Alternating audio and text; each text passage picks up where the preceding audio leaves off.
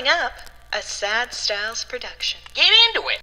Hop on board, D-pads. We are taking a look at the world-famous Unicycle video game. Wait, no, come on. Let's stop doing this. There's no way that... Okay. Andrew, I'm telling you, I know that I have this history of getting this wrong in the introductions. Every week. This is a game about unicycles. You can't step on it. I was finally getting the introduction right. I'm sorry. There's just no way that's true. Can we just get on to the episode? Can you say the real game? Okay, fine. We'll get on the other side of this. 6. Here we go. That has nothing to do with unicycles, Andrew, and I resent that, first of all. Okay, I'm sorry. Secondly, you can't rhyme unicycle with just about anything. Tough time for Parappa then, I guess, eh? All right, I'll check with Eminem, and then we'll see you and the listener on the other side as we take a look at DMA Design's 1994 classic Uniracers this week on the Retrograde podcast. Wait, we're actually doing it?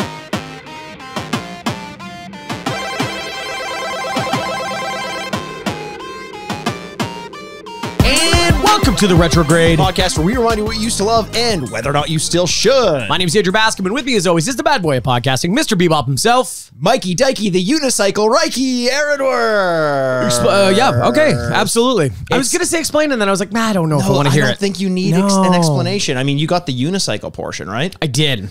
And do you know why we're doing that? Because you seem to not believe me when I tell you that this week's game on the Retrograde podcast is Uniracers. I just had a tough time believing that was a thing. Why is that? You've led me astray so often. There's no trust in our that episode was a couple weeks ago when we did the Stray spoiler cast. This is a game that weirdly has been requested a lot on the podcast. Really? And if you're the listener and you're new to this podcast, first of all, thanks for listening. Wow. Don't know why you're Googling Uniracers at this time of your life, but why not? Or Unirally if you're in Europe. That's what it was called over there. Are you okay? Are you okay? Are you okay? What is it that you're doing? Up late. I'm assuming it's what, 3 in the morning? 3 in the morning. You are? 100%. You've just eaten half a brick of cheese. To me, when I have shameful Googles where I'm like, shameful Googles, and it's just like, this person alive? Like, you know, or like, wait, the 3rd star of MASH? Why are you looking up that kind of thing? I don't very often find the results where the person talks back to me and talks down to me. like Uniracers, good game? ? Find the podcast. Oh, they're going to talk about Uniracers. What's wrong with you? But if you're into the shame element of it all, ooh, maybe you like that. Maybe you like that. Maybe you're like, it's 3 a.m. You're just like, you've Googled, as you said, the 3rd star of MASH. Yeah. Like, still alive? And all of a sudden, racist? The podcast. Racist. Wife. Yeah, wife is always the one. That is so weird. It's so true. Yeah. Why is that? I'm not sure. I'd also like Google's like a good boy company where clearly they don't put actually what people Google about their things first. No, of course. It's not like naked or something like that. But the first thing that does always show up that is somehow like safe for work is feet. And you're always like, feet show up there? Feet shows up and you're like, really? As a person that does not care for feet, I'm always... Aren't you always worried to say that though? Why? Well, because people are going to be like, methinks the Andrew doth protest too much. I know, but you know what? I think if I was into feet, I would not bring it up at all. No. You know what I mean? This conversation would not be happening. Except I'm playing like 90 chess at this point. I'm like, but if they think I think that they think that they think, then I'll be fine if they think that I think. You know, like, oh boy, you know what I mean? So I'm just going to go back to MASH racist. MASH racist. Yeah. MASH feet would be a search that would probably get you some results if that's what you're into. Not that I am. I mean, it would be, you know what I always say? I'm like, I'm so happy, and I'll explain what this podcast is about in a little bit. Yeah. I'm so happy that I don't have some of those fetishes. Not to say that I'm completely vanilla. Yeah. You lick me, I taste like vanilla sometimes. Yes, you hurt me, I cry. Yes. Exactly. You lick me, I taste. But I think feet would be the best fetish to have. Because everyone's got them. Everyone's got them. I would go get pedicures every day of my life. You're absolutely right. There is something to this. Like I'm with you. Want to go somewhere in public, and watch someone oil up their feet. Have a stranger oil up their feet. Yeah, that would be like being able to like go on the subway and watch people. I don't know. Well, but this is like I like jack off. Yeah. If I was like, man, I'm a huge fan of dongs. Dongs are great. Right. Butts. Who cares? Whatever. Let's get into it. Yeah. It's like they're covered all the time. You're like, what a bummer. I have to romance somebody to see their butt and dong. Whereas if I was into feet, people just got their feet out all the time. All the time. We're just accepting that. Go to the beach. Nude beach. Doesn't matter. Doesn't matter. Doesn't matter. We could just go down the sidewalk. How much do people with a foot fetish hate water shoes, though? Yeah, probably a lot. Fuck you. Fuck you. The one instance in which I think I'm safe, you were trying to find This is oppressive. No, I'm with you. Like I'm a pretty vanilla boy too. The yoke of Catholicism crushes my neck. Hey, yolk, that's too yellow. You stick to the egg whites only. But I'm with you that like, I think FIFA would be so easy because then it's like, I got him. It's easy. But I also say, all I'm going to say before we talk about what this podcast is. I think I forgot at this point. I honestly, it might be this now. Is it, I wish I had something that was so easy and go like, oh, I have something that brings me pleasure. Sure. Instead of like me blindly, like Bird Box, trying to find my way through the world 100%. blindfolded. It's like the first time you're with a new partner and they're like, what are you into? And I'm like, I would love to have an answer for you. Human touch. Let's figure this out. Yes, start crying. Listen to me when I'm sad. I don't know. Do you think I could earn your respect? And he's like, not this way. Well, if you're new to this podcast, first of all, welcome. Secondly, typically what we do is we take a look back at the games that we used to play when we were kids. Usually it's something we had an affinity towards one way or another. Feet. Yeah. Foot 64. We rate and review the games as we remember them back when we played them as little baby boys. Then we take a break. We play the game. That's out of 4 bits. We take a break. We play the game, come back and rate and review the game as it holds up in the modern day against the likes of modern games, also out of 4 bits. So that's right. It gets 2 scores total from the each of us. From the each of us. And that together is the whole, that's the retrograde, my friend. It's how does this hold up? Not just back then. No. That's subjective. There's 4 slices to this pizza pie. There's 4 slices to this pizza. That's not enough slices for a pizza pie. No. You quarter, like you William Wallace your pizzas. I think, yeah, like if you went to like a walk-in, like you get a walk-in slice, I think that's what they do because those slices are gigantic. Yeah, those are. So I think those quarter them. Yeah, that's true. William Wallace them. Sorry, they do William Wallace them. Yeah, that's always the weirdest thing is when you walk into a pizza place and you're just like, what smells like manure? What is this smell? Yeah. Do you notice that I'm purposely not saying the word so I don't have to edit the drop into this episode? I noticed that. There's I'm just too late. We have so much editing and recording to do over the next couple of weeks. Mikey's trying to avoid a certain equine word that is a common drop around here. Thank God we don't have an equine cast because that yes. Oh my God, if you're new to this pod, this is going to make so much sense. I promise you we do talk about video games. Actually, Mikey, enough's enough. Let's talk about some video games. All right, before we get into this week's game, which as I mentioned was Uniracers or Unirally as it was released in the UK. It came out December of 1994. Before we do that, I want you to tell me, Andrew, a little bit of an update.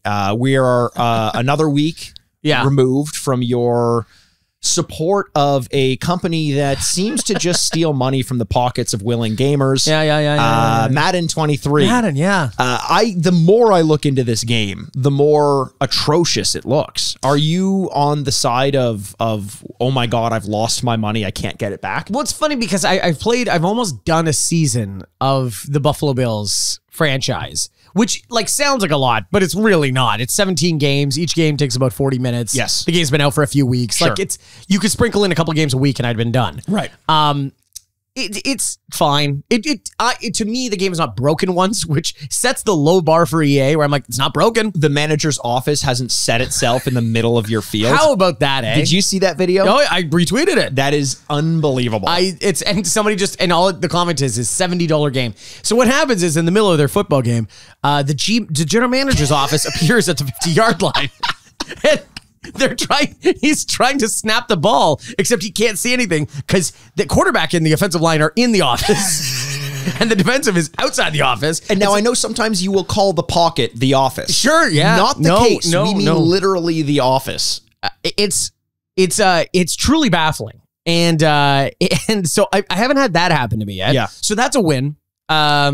And so, like I said before I got the game, I'm a huge fan of the Buffalo Bills. They're going to be good this year, so I didn't care. I just wanted to live this fantasy because they'll probably break my heart again. Sure. And so this year I'm like, let's go undefeated and feel really good about ourselves and stuff like that. Okay, this is a curious question. A curious question. You're going to drop a curious question. It's time for a curious question. Do we have a segment? CQs? CQs? A segment? A segment. A segment. Was that, you had an accent for that one word? Yeah. And what accent was that? I'm not going to tell. Hello. Do we have a segment? My curious question is, when you play sports games, and listen, listeners, you can answer this as well. At home, listening with the buds in your ears. Yes. how much of a challenge do you with your buds? Yeah, buds and buds. Buds and buds. And tell your buds about the podcast. Yeah. And if you're smoking weed while doing it, ooh, that's buds and buds and buds. Boy, Andrew. That's illegal depending on where you listen to it. Where we listen. And we want you to be very, if you are, please travel across state lines to the places where you can do that. Yeah. We do not condone the illegal smoking of marijuana. Vaping? That's okay. Oh my God, that's so cool. You're so fucking cool. Shit. Like watermelon or what? Do you think the companies that made the signs for no smoking were super excited when vaping came out because they got their contracts over again to add the no vaping? Money, baby. Come on, e-cigarettes. Let's go. Money. Yeah. How difficult do you make sports games on yourself? Like, do you want to win all the games? Do you want it 50-50? Or do you want a very low chance of you even making the playoffs? It has to be 50-50. If I am dominating, I'll just get bored. Yes. And so the problem is I will say, maybe not the problem, but one of the better advancements in sports games is the amount of sliders that automatically reset themselves. So no longer like in the ones we grew up, it was like easy, medium, and hard. Right. And there was a wide gasm. Oh my goodness. I was kidding. We're talking about feet again. Someone's been to the pedicure office. I was going to say chasm, but I'll never tell. Is between easy, medium, and hard. And now it's like there are hundreds of sliders you could choose from. But like I'm running the ball way too easy. So defensive line pressure can go up or, whatever. So do you do that? Do you tweak it that much? I won't tweak it that much. I will play. So there is also like arcade and competitive. Sure. And so I'll put on competitive so it's slightly more realistic to how you actually play football. And I'm playing at like, I forgot what it's called. Veteran. It's under Hall of Famer. Right. So it's like the 4th or 5th difficulty or something like that. But if I'm playing more than it being too difficult, if it's too easy, I lose interest faster. I totally agree. I totally agree. Because when it's difficult, to me, it's like, you'll know this well. Okay. You know that feeling when your dad doesn't respect you? And you're like, I'm really going to dedicate my life to earning this? Yes. Something I will never get. No. Or that they're willing to give. No, I don't think they have the capacity for it, if I'm being completely honest. Yeah. But when your dad loves you, you're like, this guy's being a fucking queer. You're like, I don't want this anymore. You become your father. You become all of a sudden your dad's fighting for your respect. Yes, exactly. My dad is famously a Massachusetts dock worker. So that's why Mikey's accent makes a lot of sense. My dad, and also that colloquial that we're not too crazy about around here. No, obviously not. I was speaking in the voice of a person who has earned their dad's respect. Yes. Also that would not respect their own child. Yeah. No, of course. My dad, yes, he was a dock worker. He was also an extra in the movie The Departed. That's where that accent. He actually doesn't have that accent. Yeah. Your grandfather was on the waterfront. Your father was. It's a long line. My grandma was All's Quiet on the Western Front. Oh, nice. Okay. They were just all in movies. Yeah. You come from a big famous. My aunt was all along the Watchtower. She was more into music. She traveled with Hendrix. Hendrix and Bob Dylan. Oh, cool. I agree with you. I need my sports games to be hard. I will say the last time I picked up an NHL game, though, because that's kind of my sports game, the last time I played NHL 22 was the first time, I think in 3 years, that I had bought an NHL game, maybe 2 years. Right. And because the difficulty had more to do with the fact that they had changed a lot of the mechanics and the abilities and the controls, that frustration of feeling like I was missing out was not good. It didn't make me want to keep playing the game. It was like the whole game had gone past me. I felt like No Country for Old Men. My grandmother's name. There was a man chasing you around with an air canister. Yeah, he used it to kill cows. Yeah. And my grandma was no spring chicken. When I looked it up, I'm like, a shameful Google, 3 in the morning. Yes. I was like, No Country for Old Men, real weapon? Question mark? And they're like, yes. I'm like, oh, that's horrifying. It's used to kill cows. Yeah, it's like it's a humane way of killing animals. The most humane way to kill animals. Well, they're unaware that they're even dying. Like, I think they're alive dead. Yes, exactly. Yeah. Exactly. We could be so lucky. Oh, honest to God, we watched, oh God, what was it? Horrible movie. Death on the Nile. Oh. And one of the characters, I'm not gonna say who, just in case you want to watch that movie, is shot in their sleep, just one bullet, and they're dead. And my partner goes, pretty good way to go. I'm like, they were shot in the head. It was like, but they were never aware. They never woke up. Is this when you realized she was staring at the side of your head the entire? She was kind of measuring me out. It's like, how big is this huge dome of his? How many bolts I got to put into it? Yeah. So I felt like the game had passed me by. And that was a frustrating feeling in a sports game. Something that I felt that the only way I could reconcile was by making it easier. But then I felt like I wasn't playing the game properly. I was just making the game dumb itself down for 100%. Yeah, I totally get that feeling. Did you see the new trailer for the new NHL? I did, and I have some thoughts. Okay. First of all, female on the cover. Not kidding. I'm so kidding about that. I love Sarah Nurse. I'm so happy to see her on the cover. And cool. Trevor Zegras as well. Awesome. I love it. It's got a young guy in there. I think we talked about this last week. But how ugly the cover is? Yeah. Yeah. Don't wear sandals on the cover of a hockey game. What are we doing? It feels like the worst kind of like, you guys like hockey, right? Like, look at these young people. I love Trevor Zegras too, like especially if you don't know anything about hockey. Like there's a certain amount of like old school hockeyness that's awful, and they're always like, "Oh, he's having too much fun out there. I hate that." And now we put him on the cover. I'm like, nice, 100%. Yeah, like it is. It is time that the old guard steps out of the way in hockey and lets the new generation breathe some life into it. I can't begin to describe. This is true of every sport, but I can't begin to describe how poisonous hockey culture is. It is awful. It's awful. Honestly, look, this is very much an aside. And I will get to my thoughts on NHL 23 in a second. But it does seem like, hockey players always have this thing of like, oh, the good old boy. And like, they're so polite. And hey, did you hear that interview? They didn't say I once. They said we, because it's a team and this and that. They punch each other 5 minutes, then they shake hands. And then they shake hands. Yeah, they're great. Nice. But then what they do on like the tour bus is lock each other in the bathrooms or make each other do naked things always. Whatever it is, just do it naked. That's hockey culture. Yeah, I know. A lot of things are coming to light that are just horrible. Yes, and we're like, hazing. Yes, hazing. Yes. Actually, so that is one of the features in NHL 23. Oh, yeah, you haze each other? Yeah. Oh, good. Yes. Press B to haze. Press C to hide the evidence. Yeah. Oh yeah, haze. Yeah. Purple. And the thing the trailer. Here's the thing that kind of bugs me. And you know what? I can't fault them for doing this. Yeah. The team at EA, because you need to add new things to the game, and you always get these complaints of like, oh, it's the same game as before, blah blah blah. And we talked about this as well last week. Like with a sports game, what really do you want them to change the mechanics every time? Like from 07 onwards, when they introduced the skill stick, that's when they started to introduce massive changes to the NHL franchise year after year after year. Things like adding the dump and chase or revamping all the skating physics or the graphics or the introduction of the skill stick in general. Yep. Those things spoiled fans of the NHL franchise because once you reach a certain point, it's just diminishing returns. Absolutely. So what they did is they introduced, and they do this often, different skill settings or different skill shots that you can do. You can have like last attempt shots now. So when you're falling towards the ice, you can like flick the puck towards the goal. Hopefully you score something. Right.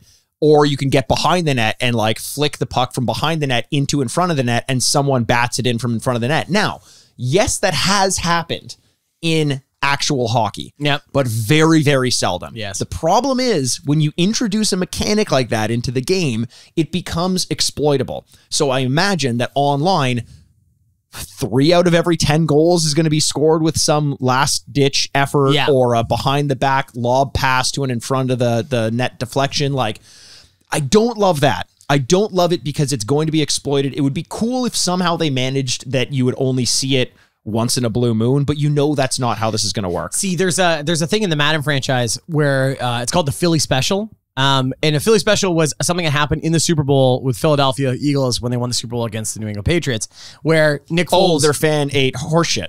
Yes, well, this preceded the horseshit. Oh no! What did you do? Ride like the wind, bullseye. You're a good podcast. Nay. Equine cast. Well, at least our new listeners know what the fuck we meant by horse. So that's what we were talking about earlier. We were trying to avoid. About. But is that Nick Foles, the quarterback, comes behind the line, kind of like sees something, walks off the line. He's telling the line mates to do stuff.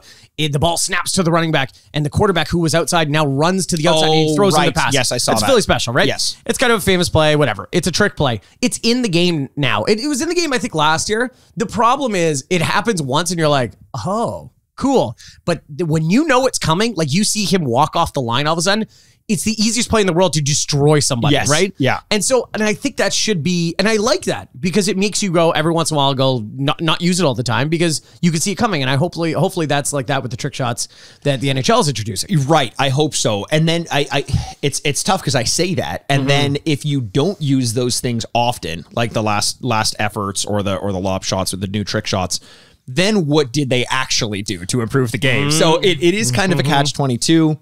I don't know.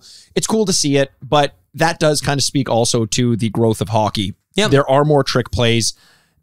Like you think about what they call the Michigan goal, where you kind of pick it up behind the net and like lacrosse style it into the net. That was like what had never happened, like once every few seasons. And now it happens several times a season. Yes. So maybe it just is that the game is changing. Like, yes, these things look spectacular, but they are a lot easier to do than people may have thought otherwise. So maybe it makes sense that they're introducing them. And maybe like what happened in the NBA, the introduction of like constantly shooting 3-pointers or in the ML or NFL, going for it on 4th and 1, those sorts of things will start to influence the real game because they're like, yeah, why don't we try this shit more? No, I know. Stay unpredictable. It feels like the NHL is the step behind where they're like, what's the NHL doing? Oh, we'll make the game like that. Whereas everything else, people use the game and go, this is the way the sport should be played. Right. It's very interesting. I don't know. I wonder how it's going to go. Are you going to get the NHL game this year? No, I'm not. Yeah, I'm not. I honestly, I was excited to get it. I got it. I got NHL 22 in December when I had COVID, and I'm like, this would be great because I don't have to think very much. The first time I got COVID, it was pretty rough. You had brain purple haze? I definitely had brain purple haze. Yeah, okay. Yes. And all the haze in between. I got it thinking I would love it, and I realized how far behind I was, and I was like, I just don't know if this is ever a franchise I'm going to get back into. My love of hockey has dwindled a little bit. Like, I do still love it. I don't watch it every day like I used to. And then the game itself just feels like I'd really have to claw my way back. I was very good at it back in 07, You 08. were. And the problem is everyone else has gotten, who was competitive, has kept playing it, and now they are that much better. So funny. I'm the exact same way. I legitimately think that the NHL franchise from 07 to about 12, 13, maybe even 14 was the most I've ever played a franchise of games. Like, I would play, I think I've said this on the podcast before, I would play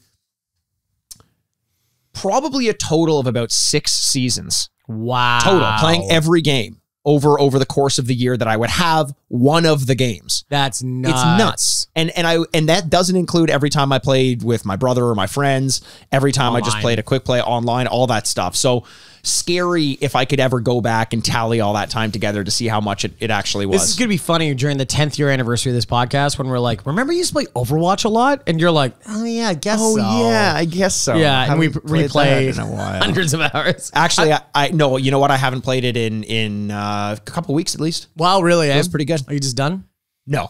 I'm gonna get back to it when Overwatch 4 comes out. Or Overwatch, no.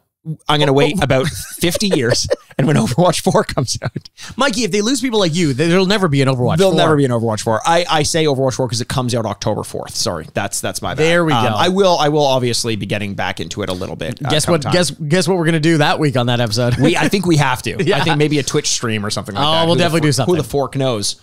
Overwatch Fork. One last thing before we get into this week's game, Andrew. The Last of Us remastered. I wanted to talk. I can't believe you have this on the list. I wanted to talk about this. Okay. What do you want to talk about? I want to Andrew? talk I'm about that people are earnestly reviewing Last of Us 1. Like all the websites. And I understand it's a way of saying, hey, there's a big game coming out. This is our way of talking about it. Reviews are an essential arm to this company. But it is funny that they're like, when did number 1 come out? Though number 1 would have come out, I'm going to guess like 2009 or something like that. Guys, are really that old?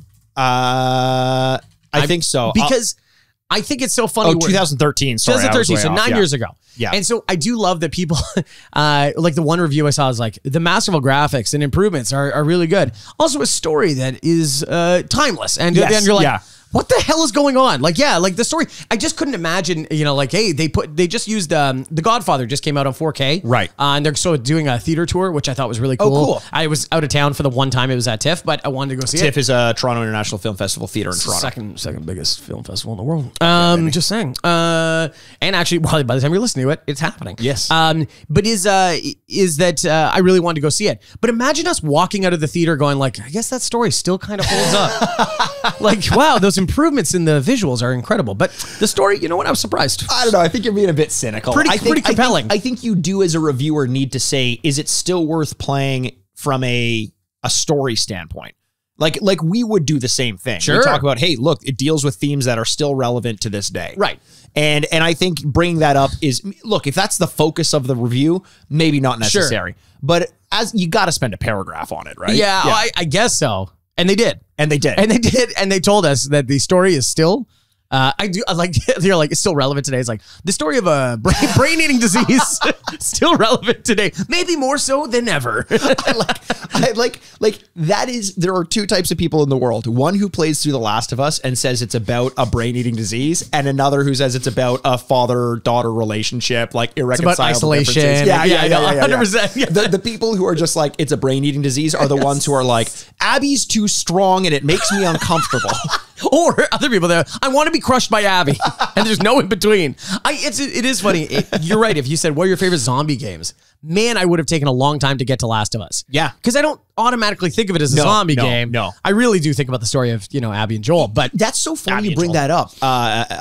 Ellie, and Joel, it's so funny you bring that up because even right there when you said the brain disease thing, I was like, oh, right, fuck, clickers and shit like that. I forget that that's a part of it. Yeah. Because I think, the most memorable moments in the game are the human on human violence. 100%. Like any good zombie movie. Like any good zombie movie. And the you spend so much time just like stewing in the relationship element of this game that it's almost more, I almost think of it more of like a Gone Home than an action game. Yeah. And that's one of the things I always forget about The Last of Us 1 was I really bumped up against that game, especially when it came to the combat. But what I'm seeing in the reviews is basically like, this is almost equivalent to what Blue Point Games did to Demon Souls on the PS5. Okay.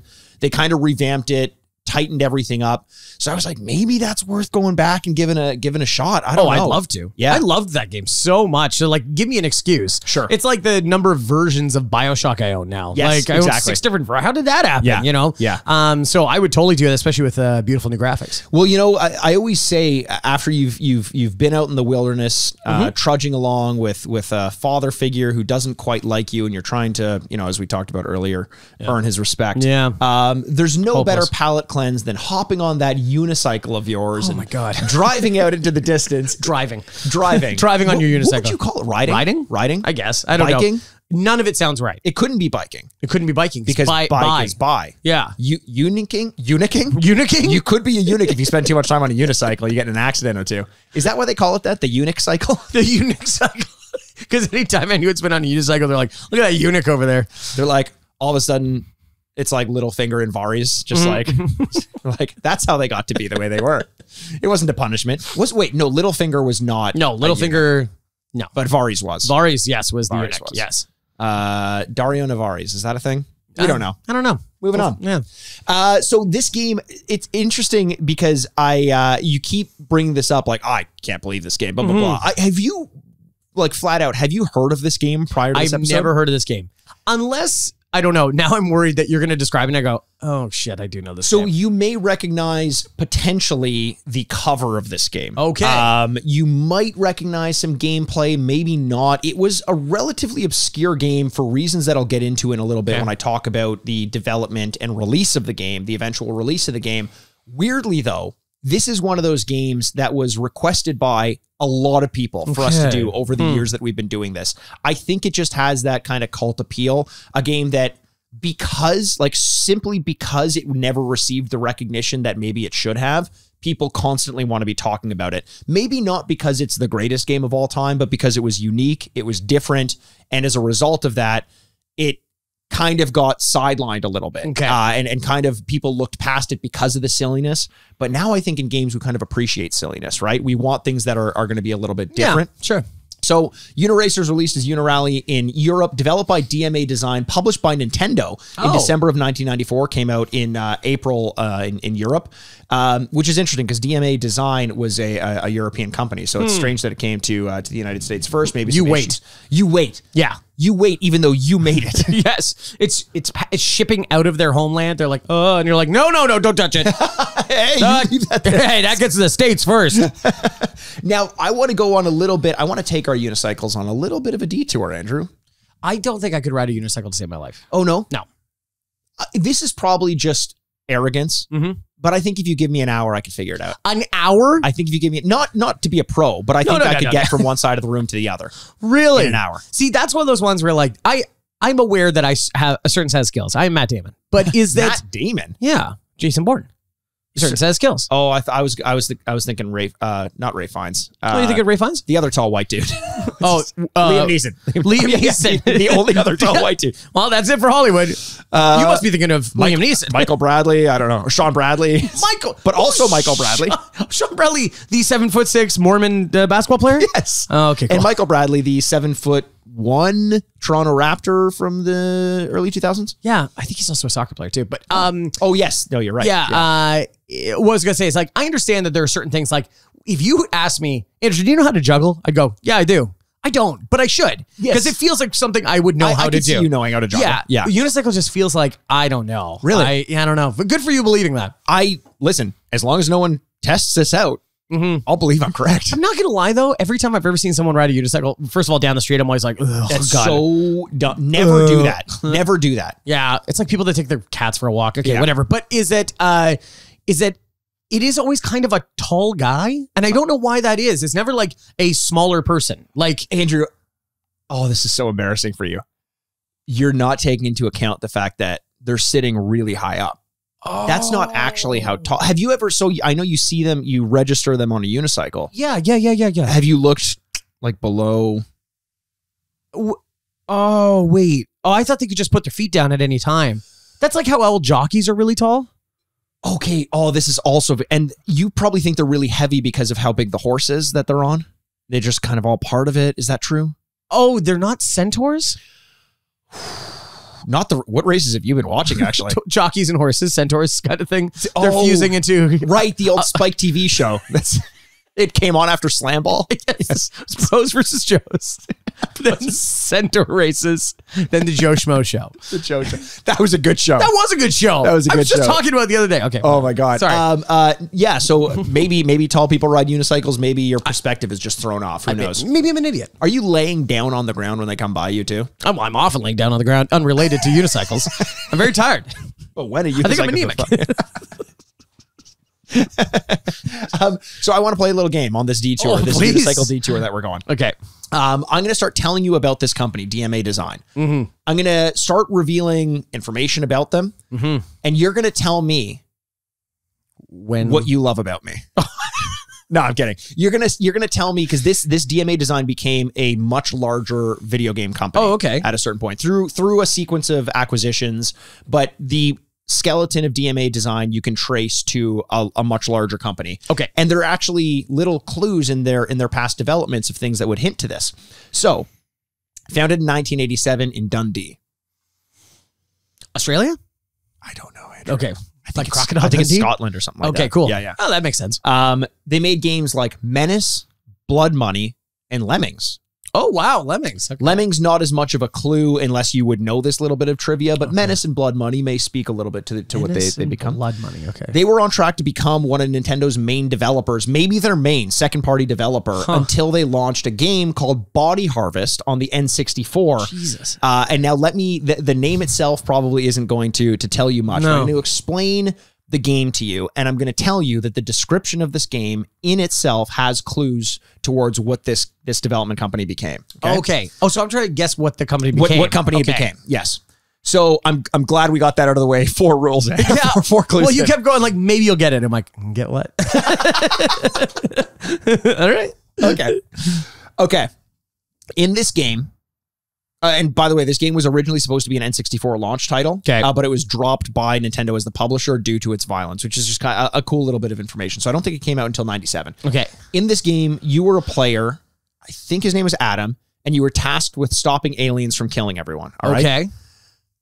That's not so much the clue. Mm. In the game, I shouldn't have said that because now you're going to know what the clue is. Okay. In the game, in order to stop these aliens from killing everyone, Okay. you can you have these kind of open area levels, like levels where there are little objectives. You can get into vehicles to go from point A to point B. Those vehicles have their own weapons, but your character, Adam, is also capable of firing his weapons from the moving vehicles. So you're Adam, and you can run around and shoot. Wow. You can get into a car, drive over and shoot people. Mm-hmm. The whole goal of this game is to mitigate civilian casualties. However, if you're being a little bit irresponsible, Okay. Yeah. you may cause some of those civilian casualties. And that's a shameful thing to do. Yeah. And I think ultimately that's probably why Nintendo wasn't okay with the game, because you could kill innocent people. Okay. Gotcha. And they knew what that would get out of gamers. Nothing so far? Well, I'm thinking like GTA, Okay. but Rockstar existed at that point, so I don't think that. In 96? Yeah. But keep in mind, there's a bunch of different Okay. branches of Rockstar. Okay. Yeah. Okay. Let's keep going. Do you want me to keep going? Do you want to not keep going? I don't know. Is it UK Rockstar or something like that? It is Rockstar North. It's Rockstar North. That was, I'm like, oh, why keep going? You basically already said it. There was a half second where I thought it was going to turn into Bungie or something like that, and that was Halo. Oh, But- you know what? That's over vehicles. Yeah, Oh, fuck, vehicles, yeah, and then hell yeah. like the alien invasion, and Maybe they did. I don't know. Maybe I'm wrong. Let me double check. Shameful Google. But no, it's interesting. This game, Body Harvest, relatively shameful Google. I got it. No, but I just imagine how many times people have Googled, am I wrong? Am I DMA Bungie? Am I wrong? Am I wrong? Am I wrong? In 1996, we had a game where you could run around and get in vehicles and drive those vehicles and run over things. Yeah. In 1997, my other clue was going to be they released a similar game, but it was based in a real world setting, and it included real vehicles and also included civilian casualties. And that would have been the GTA. They were bought by Gremlin Interactive, who was acquired by Infogrames, but their assets were sold to Take-Two. And after the release of their third game of the real world one, which is Grand Theft Auto 3, the series, they were renamed to Rockstar North. Wow, that's cool. Yeah. Rockstar North, which does a lot of work for them. Rockstar North is a massive portion of Rockstar. Rockstar. Yeah. And, really putting a lot of effort and assets into some of their most popular games and series. Interesting to note that for a time they were Nintendo's go-to developer. That's crazy. Second party developer. So imagine if they had acquired them. Look, Rare, same thing. Rare could have been like 1-1 with Nintendo. What if Nintendo had bought Rare? What would this world look like right now? I don't know. That's like when Lionel Hutz thinks like, what is the world without lawyers? And everyone's happy and dancing around and stuff like that. It's like, yeah, we'd live in a utopia. The issue with a game like this, though, in Body Harvest, and it's a game that I think that we should do eventually on this podcast, is you get Nintendo kind of moving away from it, and that's ultimately probably why we don't know what it's called. Mm-hmm. So at the time, it really hurt them, but nowadays, it's like, man, imagine if Nintendo had Rockstar under their belt. I think for the betterment and benefit of all gamers, it's best that Rockstar was not associated with Nintendo. Absolutely. I don't think that version of GTA would have been great. It would have been like GTA Splatoon edition. You would have been like painting people. Yeah. Although it's a vandalism edition or something like that. Oh yeah. Like some innocent crime. Yeah. I mean, yeah. Like I will say, hey, hang on a second, Andrew. Mm-hmm. I believe I just heard a little bit of an oxymoron coming from a moron. Hey, what the fuck? Innocent crime, Andrew? Yeah, a little innocent crime. Innocent crime? Yeah. You think vandalism is an innocent crime? I don't see any victims. So that makes it okay. The fact that you don't see. So white collar crime, that's okay for you? Because you're up in your ivory tower and you can't see down to the ground. I'm talking about vandalism. How's that a white collar crime? Well, I'm saying you're trying to conflate the two. I know. No, because you can't see the victim. It's not. Who cares? It's a victimless crime. And I'm saying, from all your view in the ivory tower, does that mean white collar crime into? No, because there's actual victims. Who? You can't see lots of families. Well, no, it doesn't. If I can see them or not, it doesn't mean that. Well, let me tell you a story about a mom and pop. Yeah. And they love baking bread and breaking bread with people in the community. Bad. That was their show at night. That was, but they wouldn't tell their church group that because it was a little bit devious. Little too. Now, these two this mother and father, mom and pop, were a pillar of their community. And they had this bread shop right in the center of town. Yeah. Called the Bread Shop. The bread shop. And Ye old bread shop. Ye old bread shop. And one day, a ne'er-do-well named Adam Okay. comes and just draws a little F you. F you. Yeah. Yeah. On the side of their building. Right. Right? Yeah. Now, all of a sudden, the church group says, this is disgusting. I'm not going there. Did they condone this? Did mom and pop condone this? And they stop breaking bread. They stop breaking the bread? They stop breaking the Probably bread help sales. and they lose their business. Oh. There's a victim of vandalism. That's a victim. So, but you don't know the whole story. Oh, what Mom what and did I pop. miss? Mom's name is Francis. Dad's name is Ulrich. So he thought he was doing a little tribute to them. And so I think it's judgy religious people. that's who the true, Yeah, but you talk about victimless crime. Like, what has the Catholic Church done to create victims? I don't think there's anything. That's a good point. Yeah, I think everyone's innocent. I think there. they're Yeah. everything's good there on that side. So original sin is the only sin that exists in the Catholic Church. So the gameplay of this game is simple. You ride a unicycle. Sorry. You are a unicycle. I'm sorry, what now? I misspoke, and Andrew, I apologize to you and the listener. We're a unicycle. Okay, I feel like we do this every week now. Wait, but you mean I am a unicycle? You are a unicycle, and you ride on a 2D track, baby. There is no rider. There's no rider.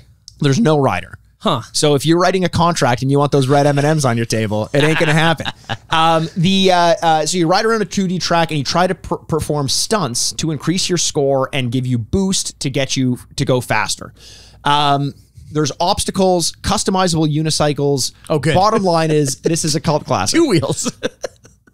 You know what's funny about this game? The original working title of it was 1 by 1. Oh, that's kind of good. It's great, That's right? really good. Isn't it great? That's I think ultimately Uniracers and Unicycle or Unirally are better names. Why change the name between Europe and North America? Rally and race? I think rally is probably just a more European term for true. race. Right. I don't know for sure. It could have just been some producer getting their hands on it. Yeah. Because guess what happened? What? Ulrich, after he lost the bread shop, got into producing. Oh, did he? And he just wanted to stamp out, because he's not a creative type. He gets in there in his stuffy suit. Okay. And he's like, I think you need to change the name, because if he doesn't put a stamp on it, Andrew, he's not getting hired for another job. If he can't point and say, I made that change, no one's going to trust that he had anything to do with it. What a life Ulrich lived, eh? Ulrich, honestly. Yeah, it's quite something. Quite a career change, especially at a later life, I imagine. Wait till you hear what Francis got up to. Oh, no. OnlyFans? How did I know? I know. How did I know? I know. And the only two fans? Yeah. The Father, the Son, the Holy Ghost. Well, that's one fan. That's true. It's 1 and 3 at the same But time. that one fan, don't ask how to explain that. That one fan bought 3 subscriptions. So, show their support. 3 different. The Father at heaven.com. The Son at heaven.com. The Holy Ghost at heaven.com. .gov. .edu. Development of this game, interesting little tidbit. And look, I can't talk too much about the gameplay because we basically said it all. You're on tracks, you race, you do stunts. But an interesting little bit of information here. Pixar, after the game's release, sued the DMA Designs because they allegedly ripped off Pixar's second short film that they ever made called Red's Dream, which is the story of a unicycle, a red unicycle. I don't know if have you ever heard of Red's Dream? It came out in 94, I think. Or sorry, 1987. Came out in 1987. So early Pixar. Unicycle came to life in a bike shop and then kind of rode around, similar to like the Pixar lamp kind of thing, like just giving emotion to an inanimate object, much like you claim I try to do on this podcast with myself. Beat me to it. Pixar won the lawsuit. Oh, wow. Which is kind of crazy because they're like, guys, it's a unicycle. What more can we do? Yeah. All unicycle coming alive stories are now, off the table. 100%. So one of the producers of the game or developers of Uniracers was like, apparently Pixar thought they had a right to every digitized image of a unicycle because that's where the similarities begin and end, essentially. A little bit disappointing. This meant that Nintendo had to stop production of the game after 300,000 units. So a relatively rare game out there. Interesting. And it kind of prevented this game from being released on the Wii Virtual Console and subsequent digital releases. Although I do think that it is on the Nintendo Switch Online. So cool. You can check this game out if you have a Nintendo Switch Online subscription. A lot of people don't realize this, but a game where you're racing, but also kind of have to complete tricks along the track, similar to something like Tony Hawk, or even like a Burnout or something, where you get points for doing certain things, and that adds to your like different crashes and stuff, jumps, and that'll give you boost, which lets you complete the track. Like the idea of this game is so different from anything else, and also kind of did a lot of the things that we love about modern racing or arcade sports games, did that a lot earlier and never really got the recognition for it, probably because they had to stop production on it and not enough people ended up seeing the game. Right. So I'm very curious to see what this game ends up being like.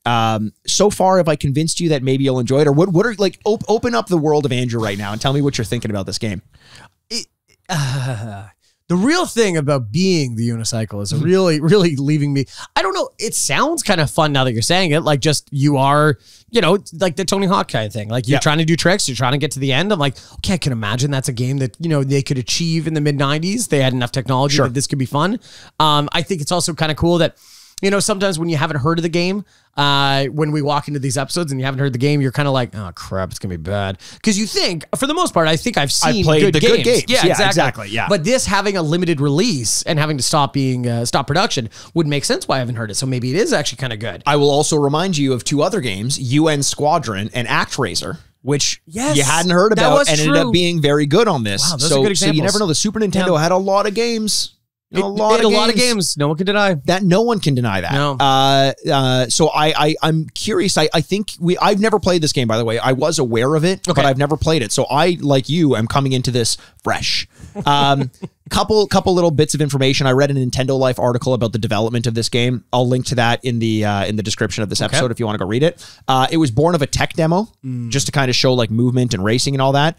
Other games that DMA Designs did born of a tech demo: Lemmings and Grand Theft Auto. Wow. So it just felt like they were like, they'd make a tech demo. It was like tech focused first. Let's do something fun and then build a game around it. They sent a demo cartridge of this game to Nintendo, their publisher, to try it out. When the game got to Nintendo, it wouldn't work. They did some research on it and they found that there was an accidental bit of code in the game that checked whether or not it was being played on a legitimate cartridge. And if it wasn't, it wouldn't play. So they accidentally stumbled upon a little bit of DRM copyright protection in these piracy games. software. Wow. And this to this day was one of the most efficient uses of that software, DRM software on the Super Nintendo. It was a very difficult game to emulate for a very long time for that reason. So that's kind of interesting. Cool. Reception of this game leaves a lot to the imagination. It could be good, could be bad. Okay. Game rankings overall about a 79%. Okay. EGM though gave it a 5.5 out of 10. Oh. GamePro gave it a 14.5 out of 20. CVG gave it an 87. Allgame gave it a 4 out of 5. In spite of that, IGN rated it the 98th best SNES game of all time. Whoa, okay. Total placed it at 23, the 23rd best SNES game of all time. Whoa. So it goes all over the place. I'm very curious to see how it goes, and it's no wonder why people who like it love it, because it clearly has enough legs. I mean, hey, it's got enough one wheel. Yeah. Oh, you've really pleased yourself, haven't you? Yeah. And you too, Andrew. Thank you very much. Yes. I can't believe I've never actually laughed on this pod. Yeah, this is your natural laugh that people don't know about. Yeah, it sounds like you're dying. Yes. It's like any movie character. Once they cough once, you're like, oh, they're going to die. Andrew. Yeah. Oh, boy. Bury me with a bell by my foot. Oh, no, we're not going to do this. I will. You know what? You know what you're guaranteeing? If you get buried with a bell by your foot, I'm never coming to visit your grave. That's what we're guaranteeing. Andrew, bury me with a bell by my foot. Look, there's not too much more to say about this game. I'm excited to give it a shot, and we're going to do that in just a little bit. Yep. Andrew, you excited? I'm so excited. Good. I am as well. Okay, good. No, I actually am. Now that you warmed me up a little bit, I'm ready to go. Warms you up a little Yeah, bit. this whole first segment's foreplay. It's just foreplay. Okay, good. Like a stint at the pedicure office. Yes, for not us, but somebody out there. So let's do it. Look, if you're going to join us for the gameplay, great. You can do that over at the Mushroom Club. All the instructions to do that will be in the break. If you're not going to join us for the gameplay, too bad. You're missing out, but we will see you on the other side in 2 spins of a Unicycles wheel. Nice. No tails. Just a reminder that you can now find our gameplay segments where we play through a portion of today's game and provide video commentary while doing it over on our Patreon, patreon.com/the Retrograde Podcast. Join the Mushroom Club for $5 US per month for access to all the gameplay, plus 2 to 4 bonus episodes per month where we do things like character drafts, top 10 lists, and even take some suggestions from our community. So show some support to the podcast by joining the Mushroom Club at patreon.com/the Retrograde Podcast for access to bonus content and all of our gameplay segments. We'll see you guys on the other side. And welcome back to the Retrograde. I imagine all unicycles are required to carry a hilarious horn. Yeah, where do you keep the horn? In my hand. In your hand. But if you're just a unicycle. If you're the unicycle. Which is a very foreign concept to most people. I've never once until this podcast ever gone, so if I was a unicycle. The little xenophobic, Andrew. How so? Well, because you're just, I couldn't ever imagine being a unicycle, and therefore you hate unicycles and what they stand for. You sure you're using xenophobia, right? Yeah, xenophobia is fear of things on wheels, right? As far as I know. Oh, so you are using it right. I am using it. Oh, okay. Yeah, good. Okay. Xenophobia is actually being afraid of warrior princesses. Lucy Lawless. Yeah, Lucy Lawless. What a weird show that was. That like hugely dominated. Speaking of things I'd like to be dominated by. Yeah, 100%.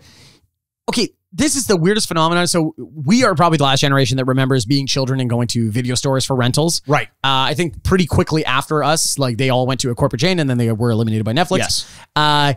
There is a series Thank God, by the way.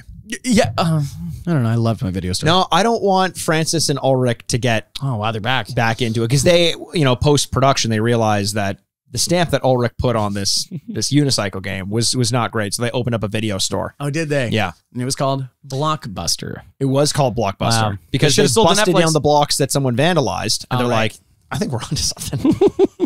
There is a series of movies that I watched as a kid that I cannot tell you what, I can barely remember what they were about, but I watched a series of these movies and I have no idea what they're called. I have no idea who was in them. Okay. And I'm desperate to find out who Give they me are. some context. I will. I gotta I probably gotta do some ayahuasca or something like that so I can like tap into a part of my brain that I've subdued. But it's about like there's a future war that's happening and people, when they die, kind of not disintegrate, but like look like they almost teleport. They like flash a little bit. Okay. And I just remember it being very like it's probably a B-roll sci-fi movie stuff, but I remember it being very dour. Like people died all the time, and yet I would rent these movies all the time, and I cannot for the life of me know who was in them or what they were about. So just if this makes Animorphs. No, I know what Animorphs are. Okay. Wait a second. Right. They didn't disintegrate. They turned into falcons. God, it was always weird that somebody died and then a jaguar was there. If anyone knows all what I'm talking about, it didn't give you much to go on, but I like the idea. Like Animorphs is pretty popular. I would say so. Yeah. You couldn't turn into the animal unless you've touched the animal. And I like the idea that it's like there's a rumor. It's like, Craig, he fucked a horse the other night. And Craig's like, I did not fuck. I know. It's like Pinocchio turning into a donkey. The other weird one though too is like, so Transformers, obviously huge when we were kids. Yes. Then Beast Wars was a show. I remember Beast Wars. Where instead they came back at a primordial time, like where there was no cars. So they looked and went like, I'm going to become a gorilla. What an insane concept. Oh, I love it. Beast Wars was crazy. I love that show. Beast Wars was like the Deep Impact to Armageddon kind of thing. It was like when they see something's doing well and another production company just puts something out that is a cheap knockoff of it. Digimon. Don't you dare I know, knock Digimon. I know, Don't Mike. you I dare know knock you love Digimon. Sora, the love of my life. Didn't you dress like the main character for a bit too? It depends on what you define that, because did I buy a pair of goggles to wear? Yes, I did. We got to keep doing this where every episode I bring up a part of your life where you're like, well, I'd rather not talk about that. Last week it was the fedora. This week is the goggles. What we should do is at the end of every year, all of the clothing accessories that you guess that I've worn. I have to wear those in the last recording of the year together. If we do a Digimon episode, you were wearing goggles the whole goddamn time. Can we do a Digimon episode? Also, next question. if we do a Digimon episode, when we do a Digimon episode, episode. Exactly. That's a great idea. Actually, Yeah, there were a lot of good Digimon games. You'll have to show me. You have to be my guide, goggles. Oh, sorry. What? You seem very They offended. looked good. I'm sure they did. When you say that, you see, even now I see a little smirk in you. You're literally smiling right now. I couldn't hide it. Okay, sorry. Give me a second. They looked good, Andrew. I'm sure they did. But the only way you got to prove it to me by wearing them for a whole episode. And then you can see it at youtube.com/Retrograde for the rest of time.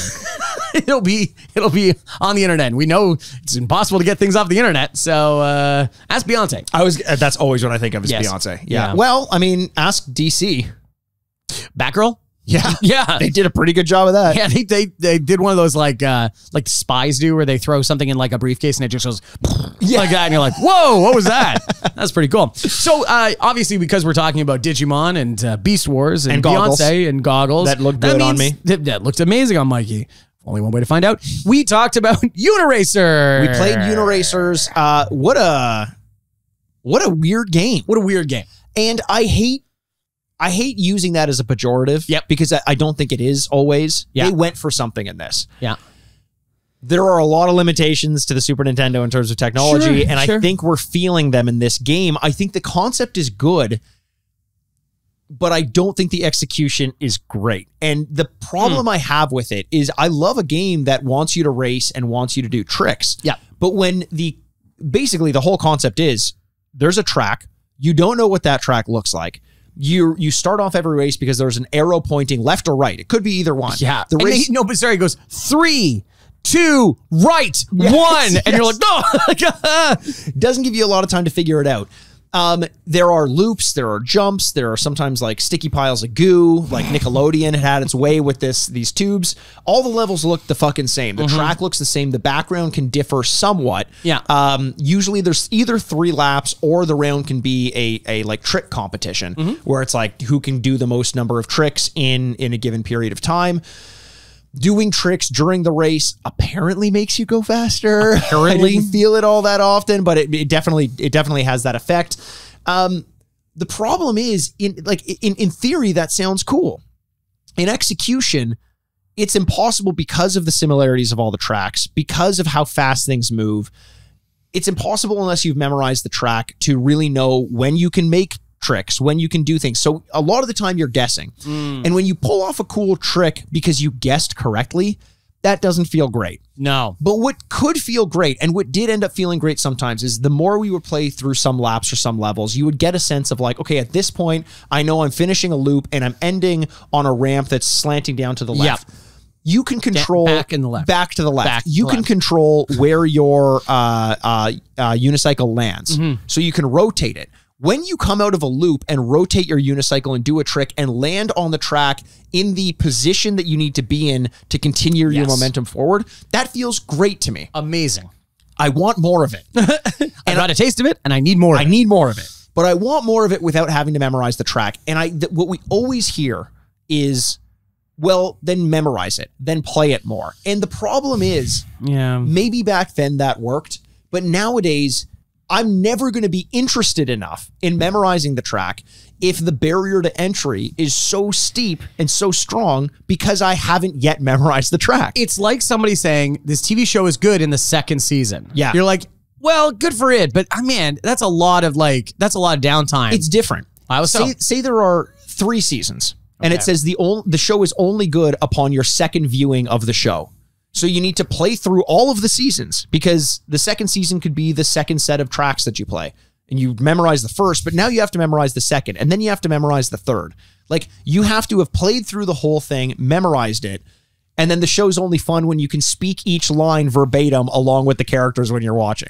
Which sounds pretty good. I've seen Hamilton, and it is pretty fun to do that. No, I get what you're saying, and it's true. Like, yes, most things, once you have a familiarity with it, do get better. But that also isn't like a really good excuse a really good reason for it to be a good game. Right. That being said, it does take, it's really interesting for 1994, 1995, whenever you got it, sorry, England, is because it does a lot of stuff at the time which would be kind of novel. Right. Like the speed in which it does, it still feels very fast. Almost to a negative. It definitely does at some points, yes. And like I think the graphics are actually pretty good. And it's a very inventive idea for a game. Like there are some positives to this where you're like, oh, okay, yeah, this is pretty cool. Yeah, I agree, especially in terms of graphics. The music was okay. Okay. And the sense of speed could get up there. It could get exciting. It could get frantic. Sometimes good, sometimes bad. Was that enough to outweigh the fact that at the end of the day, you're playing as unicycles with no personality? Like, there are racing games out there where there's more personality imbued in them. I will say the unicycles did not have a personality placed onto them. I get Yes. that. Like, not this is the bad boy of the unicycle Sure. community or whatever. But they themselves, did emote a lot. They were looking around. They were fluid. I were, get that. They were anthropomorphized in a way that felt more fun than just playing as a static unicycle. Sure. So I get that. Okay. But I don't, you're playing this game at a time when like mascots were big in gaming. You wanted to play something familiar. And in this was a disembodied unicycle enough to keep my attention? Maybe not. It isn't now. No. And I think that sort of quirkiness is something that only could have gotten cooler in time. Like, remember this fucking game from 94? How wild was it that we played as a unicycle? Well, okay, there was like 15 different unicycles with different names, yes, too. Yes. I don't... Weirdest part about it, the first two unicycles named Mike and Andrew. Yeah, I know. They probably just took a snapshot of the birth names in the 90s and were like... The two most common ones? Yeah. Who's most popular- likely to podcast about this in 30 years? Boy, they nailed that one. Yeah. Like, so accurate. It's crazy. But you're right. When all those options, and all it is just names. Well, Yes. it's not... Okay, cool. Yeah. I mean, it was kind of fun. Like when we started to play some of the single player tracks as well, you'd occasionally be up against another unicycle and it was like white and gold. And I was like, okay, Tommy, I like that. Yeah, Tommy. yeah, Nice. yeah. Play your flute. Play your flute, your knife flute. Your knife flute. Man, Put the knife to your mouth. put the knife to your mouth. I had that as a toy. It was cool as shit. I can imagine. Yeah. Wow, you did, eh? I did. That's a really cool toy. I did, believe it or not, love the White Ranger. I mean, who didn't? Yeah. Don't read into it. I liked him better when he was the Green Ranger, though. Oh, you did? Yes. Yeah, I didn't like that Tommy always seemed to get whatever he wanted. Like, hey, yeah, now he's also getting promoted. Like, Yes. oh, okay, cool. You imagine being he's the getting Yellow paid, Ranger? 30% more than the Pink Ranger. Interesting. Exactly. Like the Black Ranger just sitting there like, oh, cool, he gets one more thing. Oh, that's awesome. Oh, he gets a weapon. Oh, his knife also is an instrument. Great. Didn't the other Power Rangers have weapons, though, in the beginning? I think they had stuff. And I think mean, they had a robot dinosaur. Yeah, it kind of... Does that count as a weapon? I understand storytelling, for the most part. And it just makes you go like, putties. You're like, let's get that huge robot and crush these things. You know, every like, time. Every time. Why are we fist fighting them at all? Yeah. Like, also, like, let's be individual robots for a bit. Fuck it. No. Always Megazord. Let's go. Always Megazord. Unless you're like the left foot.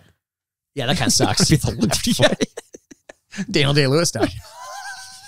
You get like, that would suck. Hey, like, guys, let's get together. I don't know. Let's do this solo for a bit. No, left foot. Get over here. No, left foot. Yeah, you'll win an Oscar in a little bit. It'll be okay. Hey, Last of the Mohicans, join up. I feel weird not talking about Uniracers as directly as we can, but like there legitimately isn't a ton to say about this one.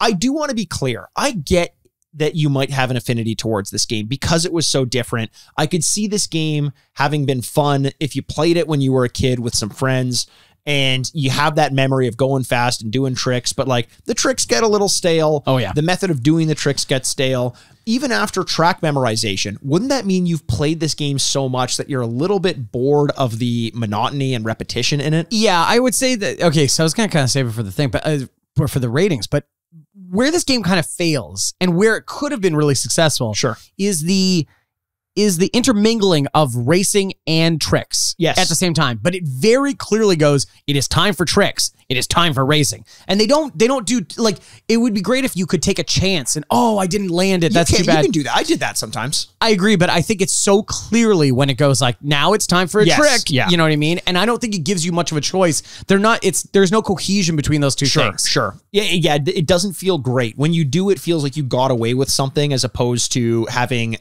inserted it into the race in a more organic way. I did have a sense of that as well. Yes. Well, look, we're talking around it. Why don't we get into our reviews, Andrew? So as we mentioned earlier, we give these games 2 rankings. The first ranking out of 4 bits is our review based on what we think we would have thought about it had we played it back in 1994, because as we said, neither you nor myself have played this game. No. If we had, we'd give it our actual subjective ratings based on our childhood impressions. So if we were playing Uniracers and we combined together, we would become a bicycle.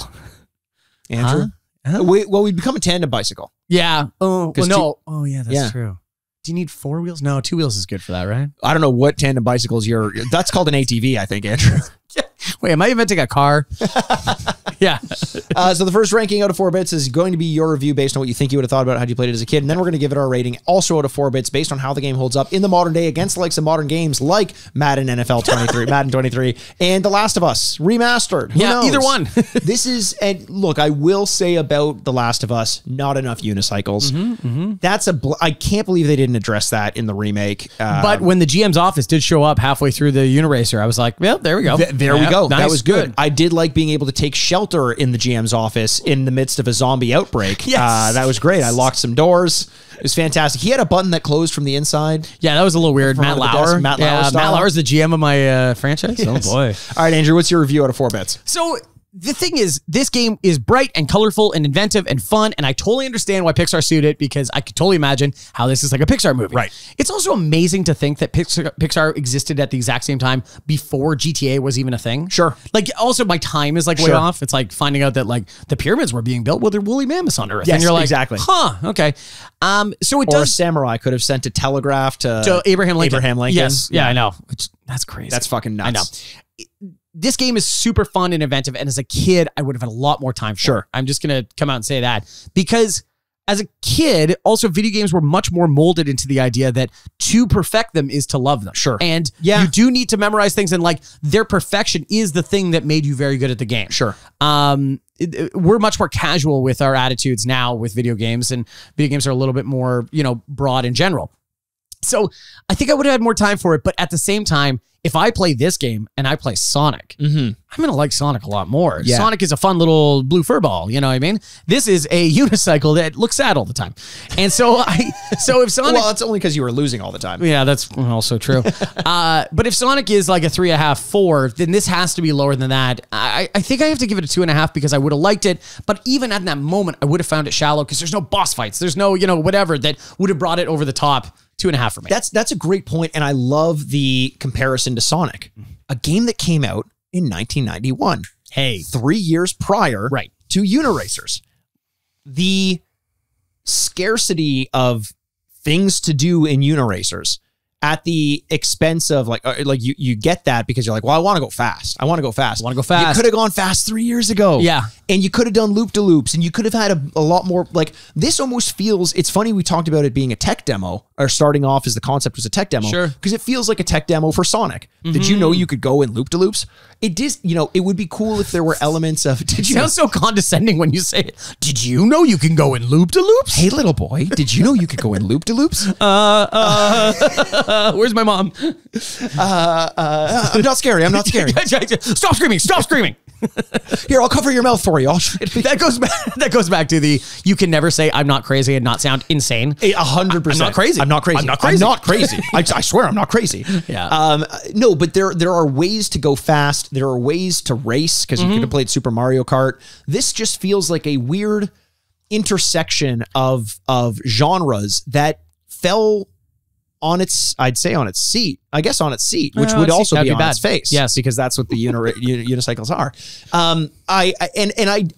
I know for a fact I knew about this game when I was a kid, and I think I avoided it. In 94, I would have been wrapped up in the silliness of the game. Right. I would have been like, I don't want to be silly. This is silly. So unless I immediately felt great about it, unless it immediately grabbed me, and unless I wanted to like the game, I wasn't going to take the time to memorize the tracks, which would have been the antidote for all the things that I'm saying I disliked about the game.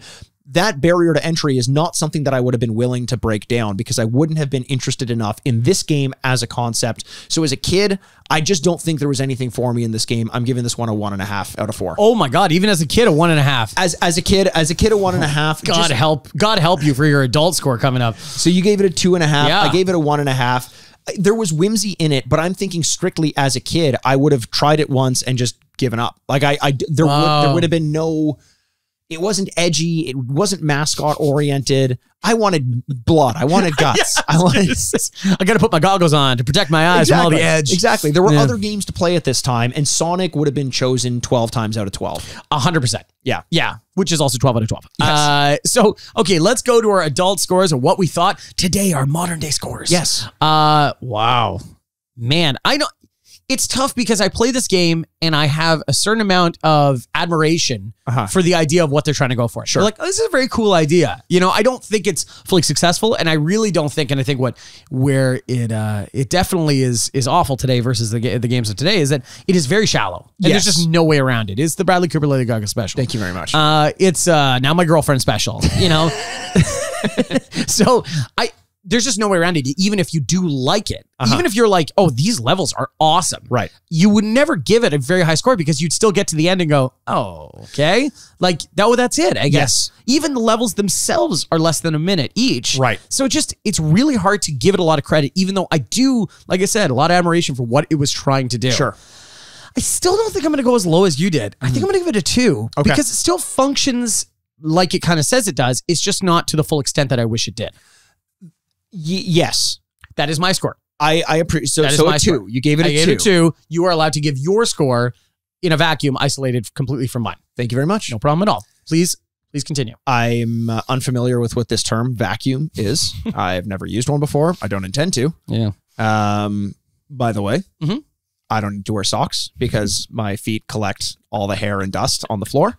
And it keeps me warm through the chilly winters. Well, there we go. That's good. That's actually somehow an environmentally friendly decision you're making. I don't need a bed. Don't need a bed. I don't need a bed. I Okay. just brush some of that dust into the corner. I pick up twigs and leaves from the ground. Yes. You're like a chinchilla. I am very You bathe much in your own dust. Thank you for noticing. No problem at all. I'm going to skin you one day, make a jacket out of you. The second best way to die. 100%. Turn me into a bearskin rug. Like just in front of a fire, and you can have like drink some red wine. Open too? Oh, 100%. like it's the way I died was trying to attack you. Either that or suckling pig style. Put an apple in my mouth. Yeah, put an apple in my mouth. That'd be great as well. Yeah. Okay. I'm struggling with this because I do appreciate that they took a swing, that they went for something different in this game. Yeah. But that doesn't always work. And I can't give it too much credit because the execution just wasn't there. Yeah. Okay. The first couple levels, I actually enjoyed playing this game. I thought like, oh, once I get the hang of this, I'm going to be able to do more tricks. I'm going to memorize some of the levels. I'm going to pick up on some of the cues that tell me when there's going to be a pile of sludge or a loop-de-loop. Right. That didn't really happen. And I know I'm harping on this memorization thing, but I also believe that even with the memorization, I don't think the speed was right. I think it was kind of maybe too fast to like get something to work fully and properly. Yep. Not that I want to slow it down because it's not like you can appreciate the environment in this game. And that's kind of what I come down to. A cool idea, but this is sort of little more than a tech demo for what could have been. And then you realize it already has kind of been in something like Sonic. Yeah. I don't really have a desire to play this game anymore. Okay. I had a kind of a good time, but you brought up a good point in the gameplay segment where you said, even when I'm winning, it doesn't feel like I've done anything to earn it. Yep. And that I won like the first, I think you won the first one, and then I won like 5 or 6 in a row. Yes. And I never really felt great about it. No. I was just kind of like, all right, thank God it gave me a little boost there. Like, I don't really know. You know? I think you enjoyed beating me. You didn't enjoy winning. That is very true. I'm just saying, if you go back and listen to the gameplay, you'll hear glee in Mikey's voice. Yes. But I don't think it's glee. Like, this game is so much fun. If you go back to the recording, you'll hear something like, yes, I'm so happy me. Yeah, right. Because I was beating you. Yeah, but it's not And about then the you would game. hear you going, Yeah. no, I don't like this. my dad's never going to respect me. Man, I'm talking around it. You know what? I'm keeping it the same score. I'm giving this one a 1.5. Really? In the retro Oh, I score thought as well. you'd go lower than that. No, because it's so. There have been, as we said, a lot of video games made since 1994. That's the the truth. fact that this is still so unique and is playable Mm-hmm. holds water to me. I Okay. don't want to. This is not Simpsons Wrestling. It's not a celebrity death match where they're taking a concept, adding a license to it, and making it worse. Yeah. This is still something that clearly had affection behind the creation of it. It just isn't really my game. So No. 1.5, Okay. and I almost think that's a little low, but there it is. Well, there you go. So, whoa, okay, wait. 2.5. I haven't been doing the math here. 4, 4.5, 7, 7.5. Yeah, well done. All right, I did there not we think go. you were going to get that one, Wow. to be honest. 7.5, not the greatest score in the world, but Not the greatest middling. score. Honestly, you know, you tell me I'm a unicycle and I'm racing and we get a 7.5 out of 16 from 1994. Hey, I'll take it every day. The weirdest thing is, like, I guess that's the only reason why we still know this game, though, is because of the unicycle element of it. Otherwise, we probably would have forgotten about it. If this was a race car driving game, you'd be like, oh, this one of a million race car Yes, driving exactly, games. Yeah. exactly. Okay, So, well, that's you know, fair. they tried something different, which I totally appreciate. Well, let's Speaking see, of, though. speaking of racing. Oh, yeah, what's that? Let's race on over to the red Hey. carpet and get this award ceremony to start to see what awards this game won. Let's do it. You've been waiting for it all year. The most glamorous award ceremony of the week. Ladies and gentlemen, the Grady's. Here we are. Wow. If, I'm just going to say this now, we're at the red carpet. Todd Snap's there. Yep. So the listener knows they're following us along. Mhm. If Elliot comes out Mm-hmm. in a fucking unicycle, I will be the happiest man on this goddamn planet. I was going to say, I hope you don't get your hopes up too high. Hey, yeah. Oh, he's wearing a unicycle. Yeah, he's wearing a unicycle. Yeah, he's wrapped it around Hell his body yeah. because he bent it with his He huge bent it. muscles. Huge muscles, wrapping it around. That's something Kanye would do. I thought I was going to wear a unitard, but unicycle's good. Yeah. Wow, you can't So- say that word anymore. Yeah, Andrew. that's why. Yeah. Elliot, why don't you reach into that bike tire pocket of yours? Yeah, I don't know what that is. No. And grab the envelope and let us know what awards this game won.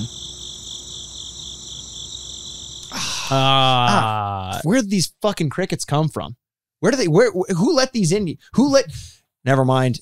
Who let the dogs out? Yeah. Who's the band that made that? The Baja Men. Baja Men. I was going to Baja- say yeah. I was going to say the Venga Boys. Yeah, they're related. Yeah. The evolution. The poker. You give them a couple rare candies and they turn into the Baja Men. I remember when I was a Vanga boy and I became a Baja Man.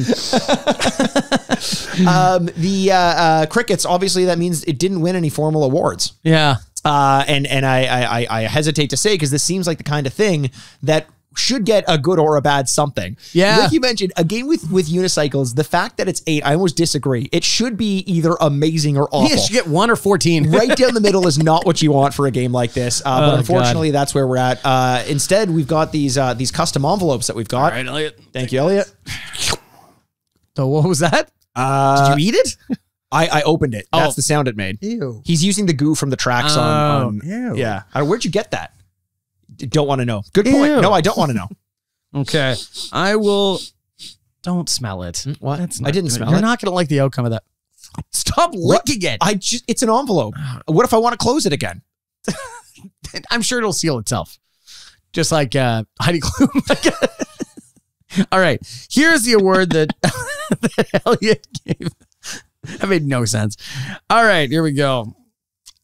The half tire award. Oh, what the hell? Half tire. Yeah. So it's only, it feels like it's half done because there's one of 2 tires. It's like a bicycle thing. Oh, it's a bike. It's a bicycle But thing. that's You think half tire, Elliot. you That's a would- weird review. Doesn't make Elliot, any sense. I gotta say, and Andrew, I know you just read this review, but Yeah. Elliot, I gotta say that's an awful award. Yeah, I'm going to change it to 1 tire. Oh, The 1 tire award, it's half of a bicycle. It's a half done game. that's also not great. And it's Take it up with Elliot. No, I'm talking to Elliot. Yeah, okay. Elliot, that's fucking shit. I thought it was pretty good. I thought it was pretty good, Elliot. Game's half done. It's half of a bicycle. All right. Great job, Elliot. Him and I are giving thumbs up to Now each for other. a much better award. Oh, yeah. There you go. Yeah. Oh, fuck. Set yourself up. Okay, here we go. Stop licking Well, it. There are people listening to this in their earphones that are just revulsed. Right, and I'm going to start an revolting. OnlyFans. Yeah. They're revulsed. They're revolting against us. Yeah, this wins the Pixar A New Game, my friend, award because It was the my friend. That's the one that did it to me. Okay, Pixar a new game, my friend. Sorry, what word is that? It says, like, if you're looking for a racing game, you should Pixar a new game. My friend. Oh, there we go. So obviously 2 very sensical awards that this game has now won. I'm going to go with bestowed upon. Mikey, I can see you're putting it back to your mouth. Please do not lick that thing again. We don't know where that goo is from. What was your award called again? Look at it. Half of my stuff. Every time I look down, you're going to lick it. Oh boy. All right. That is enough of this episode. Thank you. Well, wait, don't we want to do a 3 sentences to you, Mike? Oh, we got one of those. Are we running out of time? Should we save that for next week? Yeah, let's save one for next week. I think we've lost our minds. Okay, we've lost our minds a little bit. We'll save 3 sentences to you might guess the game. We're getting a lot of submissions. That's awesome. So there's a little bit of a wait period before we can use you on the podcast, but send us the emails, the retrogradepodcast@gmail.com. Again, it's 3 sentences to describe the plot of a game, purposely vague, and see if we can guess the game. It's a lot of fun. Yeah. It's a lot of fun. We're just running out of time. We're just running out of time. We promise you we'll do it next week. I'll do it for the next 2 weeks. I'm so sorry about that, but I think these awards have rotted our brain. We love every single one of you. We can't wait to talk to you soon. My name is Andrew Baskman. With me, as always, is the bad boy of podcasting, Mr. Bebop himself, Mikey Aaronworth. This is the Retrograde Podcast. Game over. My friends, stop licking it. Jeez. Want more Retrograde in your life? You can visit our website for show notes at theretrogradepod.com. Follow us on Twitter @RetrogradeMikey, @RetrogradeAndy, and the podcast @RetrogradePod. Or Instagram @TheRetrograde_Podcast. For bonus episodes, check us out at patreon.com/TheRetrogradePodcast. Send your questions and business inquiries to TheRetrogradepodcast@gmail.com. See you next week, D-pads. Furnished by Sad Styles Productions. The Baha Men.